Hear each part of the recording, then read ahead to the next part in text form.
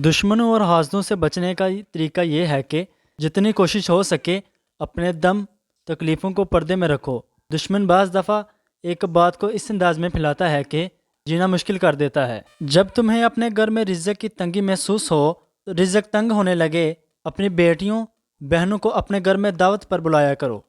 ایک عورت کی دینی تربیت پورے خاندان کی اصلاح کا ذریعہ ہوتا ہے۔ زندگی میں 5 چیزیں تو ہمارے پاس ہوں تو کبھی نقصان نہیں اٹھاؤ گے: اچھا دوست، اچھی زبان، رزق حلال، ماں کی دعا اور خوش اخلاقی۔ اگر اپنا راز تم اپنے دشمن سے بھی چھپانا چاہتے ہو تو اپنے دوست کو بھی نہ بتاؤ۔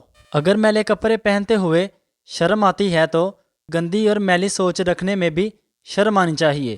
لوگوں کے رویوں کی وجہ سے تمہاری زندگی تنگ ہو تو مگر اپنے اعمال سے قبر تنگ نہ کرنا۔ وہ جھونپڑی جہاں عورت کو شوق ہے اس محل سے قدرے بہتر ہے جہاں عورت روتی ہے۔ دوستو، روٹی کھاتے وقت اچانک گھر کے دروازے پر فقیر آ جائے یا لقمہ ہاتھ سے گر جائے تو یہ بات دولت ملنے کی نشانی ہے۔ مضبوط لوگ شکایت نہیں، صبر کرتے ہیں۔ اس آدمی سے کبھی جنگ مت کرنا جس کے پاس قوت برداشت ہو، کیونکہ اس سے تم کبھی نہیں ہرا سکتے۔ کبھی اپنی 2 چیزوں پر بھروسہ نہ کرنا، کیونکہ غریبی اور بیماری آنے میں دیر نہیں لگتی۔ جو وقت غفلت میں گزارا اس پر توبہ کر کے اب ہر لمحے نفس کو بیدار رکھو۔ زندگی میں ہمیشہ روشنیاں بخیرو تاکہ قبر روشن رہے۔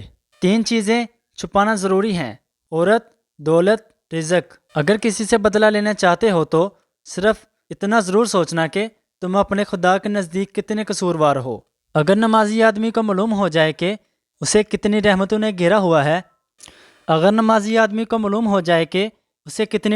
گھیرا ہوا ہے تو وہ کبھی سجدے سے سر نہ اٹھائے۔ تمہارا دوست غداری کرے اور دوستی کو ختم کرنا چاہے تو اس سے بالکل منانے کی کوشش نہ کرنا، بلکہ اس کا شکریہ ادا کرنا کہ اس نے اپنے اندر کی خباثت کو جلد ظاہر کر دیا ہے، ورنہ زیادہ دیر کے بعد زیادہ نقصان پہنچا دیتا۔